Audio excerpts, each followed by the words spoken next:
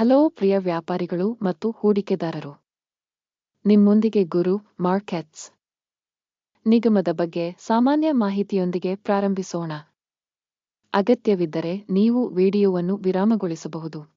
ನೀವು ಅಧ್ಯಯನದ ಅಡಿಯಲ್ಲಿ ಸಂಸ್ಥೆಯ ಪ್ರತಿಯೊಂದು ನಿಯತಾಂಕವನ್ನು ಹೆಚ್ಚು ಕೂಲಂಕಷವಾಗಿ ಅಧ್ಯಯನ ಮಾಡಬಹುದು. ಈಗ ನಾವು ಕಂಪನಿಯ ಮುಖ್ಯ ಮೂಲಭೂತ ಸೂಚಕಗಳನ್ನು ನೋಡುತ್ತೇವೆ. Camping world holdings inc ticker SWU. ಈ ವಿಮರ್ಶೆಯನ್ನು ಮಾರ್ಚ್ 25, 2025 ಮಾಹಿತಿಯನ್ನು ಬಳಸಿಕೊಂಡು ರಚಿಸಲಾಗಿದೆ. ವರ್ಗೀಕರಣದ ಪ್ರಕಾರ Guru markets company camping world holdings inc ಉಪವರ್ಗಕ್ಕೆ ಸೇರಿದೆ. ರೆಸ್ಟ್ ಕ್ಯಾಂಪಿಂಗ್ 19 ಸಂಸ್ಥೆಗಳು ವಿಶ್ಲೇಷಣೆಯಲ್ಲಿ ಭಾಗವಹಿಸುತ್ತವೆ. ಇದು ಸಾಕಷ್ಟು ಪ್ರತಿನಿಧಿಸುತ್ತದೆ. ಈ ವಿಡಿಯೋದ ಕೊನೆಯಲ್ಲಿ ಮಾಡಿದ ನಿರ್ಧಾರಗಳನ್ನು ನಾವು ನೋಡುತ್ತೇವೆ.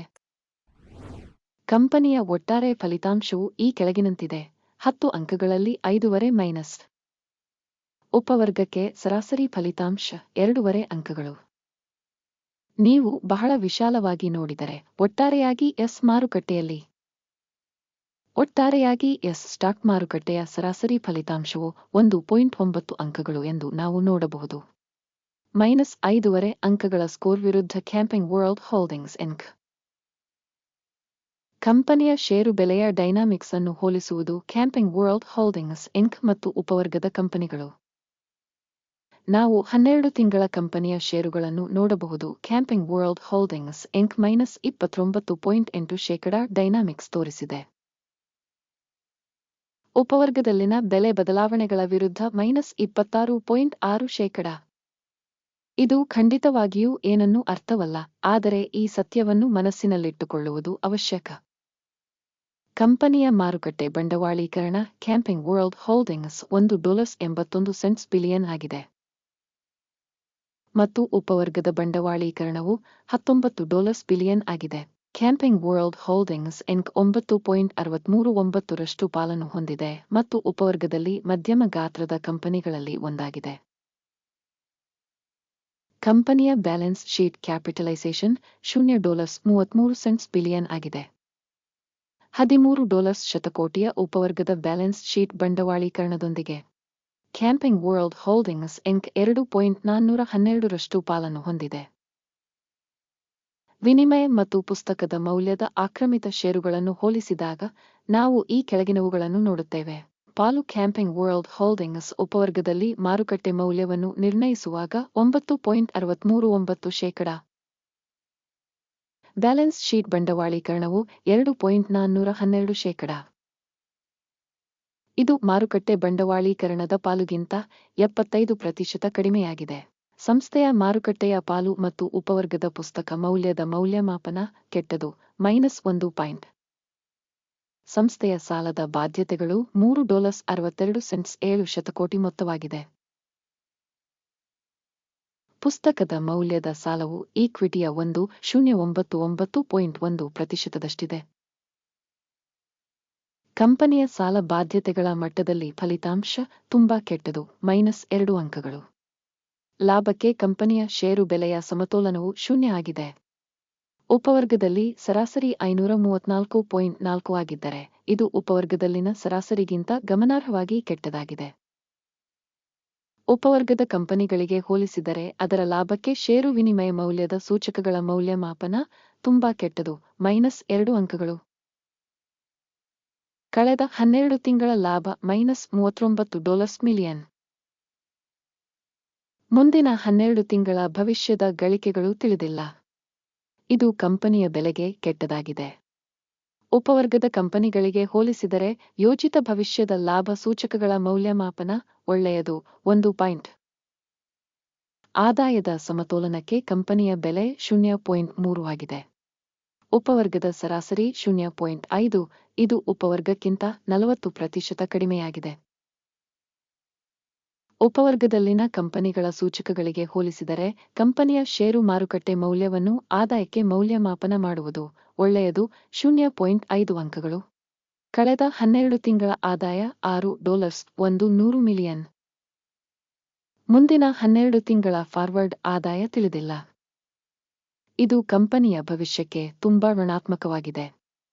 ಉಪವರ್ಗದಲ್ಲಿನ ಸೂಚಕಗಳಿಗೆ ಹೋಲಿಸಿದರೆ ಯೋಜಿತ ಭವಿಷ್ಯದ ಮಾರಾಟದ ಪರಿಮಾಣಗಳ ಸೂಚಕದ ಮೌಲ್ಯಮಾಪನ ಕೆಟ್ಟ -1 ಪಾಯಿಂಟ್ ಅಂಚು -0.6%, ಉಪವರ್ಗಕ್ಕೆ ಸರಾಸರಿ 0.1%. ಉಪವರ್ಗದ ಸರಾಸರಿ ಮತ್ತು ಕಂಪನಿಯ ಕಾರ್ಯಕ್ಷಮತೆಯ ನಡುವಿನ ವ್ಯತ್ಯಾಸವು 0.7%. ಉಪವರ್ಗದಲ್ಲಿನ ಸೂಚಕಗಳೊಂದಿಗೆ ಹೋಲಿಸಿದರೆ ಮಾರಾಟದ ಅಂಚುಗಳ ಮೌಲ್ಯಮಾಪನ ಸಹನೀಯ -0.5 ಅಂಕಗಳು. ಉಪವರ್ಗದಲ್ಲಿ ಉದ್ಯೋಗಿಗಳ ಸಂಖ್ಯೆಗೆ ಸಂಬಂಧಿಸಿದಂತೆ ಕಂಪನಿಯ ಪಾಲು 13.67%. ಇದು ಮಾರುಕಟ್ಟೆ ಬಂಡವಾಳೀಕರಣದ ಪಾಲಿಗಿಂತ 42% ಹೆಚ್ಚು. ಈ ಅಂಶವು ಕಂಪನಿಯ ವಿನಿಮಯ ಬೆಲೆಯಲ್ಲಿನ ಅಸಮತೋಲನವನ್ನು ಪ್ರತಿಬಿಂಬಿಸುತ್ತದೆ. ಕ್ಯಾಂಪಿಂಗ್ ವರ್ಲ್ಡ್ ಹೋಲ್ಡಿಂಗ್ಸ್ ಬದಲಿಗೆ ಕಡಿಮೆ ಅಂದಾಜು ಕಡೆಗೆ. ಕಂಪನಿಯ ಪ್ರತಿ ಉದ್ಯೋಗಿಗೆ ಬಂಡವಾಳದ ಮೊತ್ತ $138,000, ಆದರೆ ಉಪವರ್ಗದಲ್ಲಿ $196,000. ಉಪವರ್ಗದ ಸರಾಸರಿ ಮತ್ತು ಸಂಸ್ಥೆಯ ಸೂಚಕಗಳ ನಡುವಿನ ವ್ಯತ್ಯಾಸವು 29.6%. ಉಪವರ್ಗದಲ್ಲಿನ ಕಂಪನಿಗಳ ಸೂಚಕಗಳಿಗೆ ಹೋಲಿಸಿದರೆ ಪ್ರತಿ ಉದ್ಯೋಗಿಗೆ ಬಂಡವಾಳದ ಮೊತ್ತದ ಮೌಲ್ಯಮಾಪನ ಒಳ್ಳೆಯದು 0.5 ಅಂಕಗಳು. ಪ್ರತಿ ಕಂಪನಿಯ ಉದ್ಯೋಗಿಯ ಲಾಭದ ಮೊತ್ತವು -$3,000 ಆಗಿದೆ. ಉಪವರ್ಗದಲ್ಲಿ ಸರಾಸರಿ $4,000 ಮತ್ತು ಉಪವರ್ಗದ ಸರಾಸರಿ ಮತ್ತು ಕಂಪನಿಯ ಕಾರ್ಯಕ್ಷಮತೆಯ ನಡುವಿನ ವ್ಯತ್ಯಾಸವು 706%. ಉಪವರ್ಗದಲ್ಲಿನ ಸೂಚಕಗಳಿಗೆ ಹೋಲಿಸಿದರೆ ಕಂಪನಿಯ ಪ್ರತಿ ಉದ್ಯೋಗಿಗೆ ಲಾಭದ ಅಂದಾಜು ಸಹನೀಯ -0.5 ಅಂಕಗಳು. ಪ್ರತಿ ಉದ್ಯೋಗಿಗೆ ಕಂಪನಿಯ ಮಾರಾಟದ ಪ್ರಮಾಣ $467,000. ಉಪವರ್ಗದಲ್ಲಿ $410,000. ಉಪವರ್ಗದ ಸರಾಸರಿ ಮತ್ತು ಕಂಪನಿಯ ಕಾರ್ಯಕ್ಷಮತೆಯ ನಡುವಿನ ವ್ಯತ್ಯಾಸವು 14%. ಉಪವರ್ಗದಲ್ಲಿನ ಸೂಚಕಗಳಿಗೆ ಹೋಲಿಸಿದರೆ ಪ್ರತಿ ಉದ್ಯೋಗಿಗೆ ಆದಾಯದ ಅಂದಾಜು ಸಹನೀಯ -0.5 ಅಂಕಗಳು. ಮಾರಾಟದ ವಹಿವಾಟಿನ ಪ್ರಮಾಣವು 13.7%, ಉಪವರ್ಗಕ್ಕೆ ಸರಾಸರಿ 9.8%. ಇದು ಸಣ್ಣ ಸ್ಕ್ವೀಸ್ ಸೂಚಕವಾಗಿದೆ. ಸೂಚಕ RSI 14 ಕಂಪನಿಗೆ 43% ಮಟ್ಟವನ್ನು ತೋರಿಸುತ್ತದೆ. ಕ್ಯಾಂಪಿಂಗ್ ವರ್ಲ್ಡ್ ಹೋಲ್ಡಿಂಗ್ಸ್ ಉಪವರ್ಗಕ್ಕೆ RSI ಮಟ್ಟ 14 ಸರಿಸುಮಾರು 41%.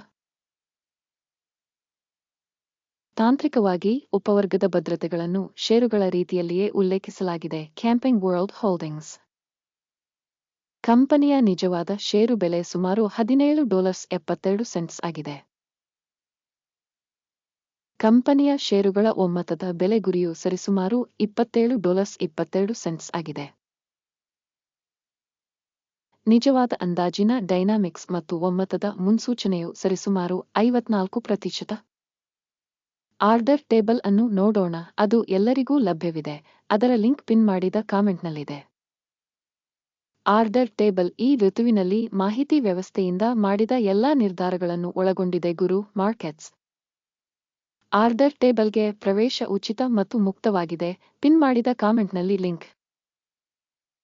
ಸೆಕ್ಯುರಿಟೀಸ್ ವಿಶ್ಲೇಷಣೆಯ ಪರಿಣಾಮವಾಗಿ ಕ್ಯಾಂಪಿಂಗ್ ವರ್ಲ್ಡ್ ಹೋಲ್ಡಿಂಗ್ಸ್ ಮಾಹಿತಿ ಮತ್ತು ಉಲ್ಲೇಖ ಮೌಲ್ಯಮಾಪನ ವ್ಯವಸ್ಥೆ ಗುರು ಮಾರ್ಕೆಟ್ಸ್ ಒಂದು ನಿರ್ಧಾರವನ್ನು ತೆಗೆದುಕೊಳ್ಳಲಾಗುತ್ತದೆ. ಪ್ರತಿ ಷೇರಿಗೆ $17.73 ದರದಲ್ಲಿ ವ್ಯಾಪಾರವನ್ನು ತೆರೆಯಿರಿ. ಕಂಪನಿಯು ಸಾಕಷ್ಟು ಕಡಿಮೆ ರೇಟಿಂಗ್ ಹೊಂದಿರುವ ಕಾರಣ ಒಪ್ಪಂದವನ್ನು ತೆರೆಯಲಾಗಿದೆ. ಕಂಪನಿಯ ಮೌಲ್ಯಮಾಪನವನ್ನು ಮೌಲ್ಯಮಾಪನ ವಿಧಾನವನ್ನು ಬಳಸಿಕೊಂಡು ಮಾಡಲಾಗಿದೆ. ಅಕಿಮ್ಸ್ ಇಂಡೆಕ್ಸ್ ಲಾಭವನ್ನು 15.34ಕ್ಕೆ ನಿಗದಿಪಡಿಸಲಾಗಿದೆ. ಸ್ಟಾಪ್ ನಷ್ಟವನ್ನು 20.12ಕ್ಕೆ ನಿಗದಿಪಡಿಸಲಾಗಿದೆ. ಲಾಭ ಅಥವಾ ಸ್ಟಾಪ್ ನಷ್ಟದಿಂದ ಆದೇಶವನ್ನು ಮುಚ್ಚದಿದ್ದಲ್ಲಿ. ನಂತರ ಏಪ್ರಿಲ್ 24, 2025 ರಂದು ವಹಿವಾಟಿನ ಫಲಿತಾಂಶಗಳ ಆಧಾರದ ಮೇಲೆ ವಹಿವಾಟನ್ನು ಸ್ವಯಂಚಾಲಿತವಾಗಿ ನಿಗದಿಪಡಿಸಲಾಗುತ್ತದೆ ಅಥವಾ ನಿಗದಿತ ದಿನಾಂಕದ ಮೊದಲು ಕೊನೆಯ ವಹಿವಾಟಿನ ದಿನದಂದು. ಟಿಕ್ಕರ್ TO ಮುಖ್ಯ ಖರೀದಿ ಆದೇಶವಾಗಿರುತ್ತದೆ. ಮುಖ್ಯ ಆದೇಶದ ವಿಡಿಯೋವನ್ನು ಈಗಾಗಲೇ ಈ ಚಾನೆಲ್ನಲ್ಲಿ ಪ್ರಕಟಿಸಲಾಗಿದೆ. ಯಾವುದೇ ಆದೇಶಗಳನ್ನು ಮುಚ್ಚುವ ಸಂದರ್ಭದಲ್ಲಿ ಮೂಲಭೂತ ಅಥವಾ ಸಮತೋಲನ ಮತ್ತೊಂದು ಆದೇಶವನ್ನು ಸ್ವಯಂಚಾಲಿತವಾಗಿ ಮುಚ್ಚಲಾಗುತ್ತದೆ. ಈ ವಿಡಿಯೋವನ್ನು ವೀಕ್ಷಿಸಿದ್ದಕ್ಕಾಗಿ ಮತ್ತು ಮಾಹಿತಿ ವ್ಯವಸ್ಥೆಯನ್ನು ಬಳಸಿದ್ದಕ್ಕಾಗಿ ಸಾರ್ವಜನಿಕರಿಗೆ ತುಂಬಾ ಧನ್ಯವಾದಗಳು. ಗುರು ಮಾರ್ಕೆಟ್ಸ್